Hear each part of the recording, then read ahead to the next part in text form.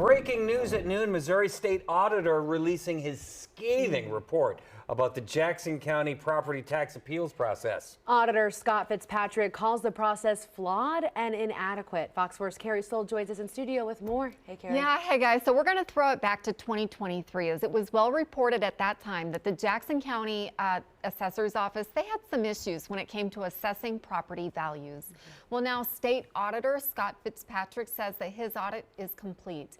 He is giving the county and the Board of Equalization a rating of poor, which is the lowest possible rating they could receive. In his audit, Fitzpatrick describes how the tax appeals process was stacked against taxpayers, noting the BOE failed to operate transparently or maintain its independence over the process. Fitzpatrick says the homeowners had to fight an uphill battle on an uneven playing field, especially when it came to the hearing process. The audit shows that 35% of taxpayers who had filed an appeal did not receive notice of their hearing by mail or email at least 7 days before the hearing date that's required by county code. And that is just one of many reasons why Fitzpatrick says taxpayers were in effect dealt a losing hand by the assessment department and the BOE. Jackson County did such a uniquely terrible job at managing this reassessment and appeals process that we are in a situation in Jackson County that we've never been in anywhere in the state of Missouri in the history of the state in terms of what's next. And the people of Jackson County have obviously rightfully been outraged about how this thing went down for many years now. And we want to provide them these answers now, and we're going to give them more answers later when we're done with the second report on what went wrong.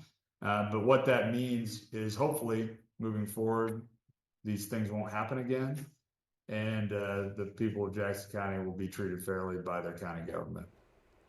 So as you just heard Fitzpatrick say, his office plans to release another report in the next few months that will provide greater detail on the reassessment process. I reached out to Jackson County Executive Phil Lavoda for a comment on the audit. Again, keep in mind, this started before he took office. Lavoda said that the findings of the audit detail many reasons why the previous Jackson County executive was recalled and why voters overwhelmingly chose to create an elected auditor position. He also says, "I am positive the state auditor's findings are correct." He goes on to say, "Since I took office, the county has already implemented the recommendations of the audit even before it was publicly released."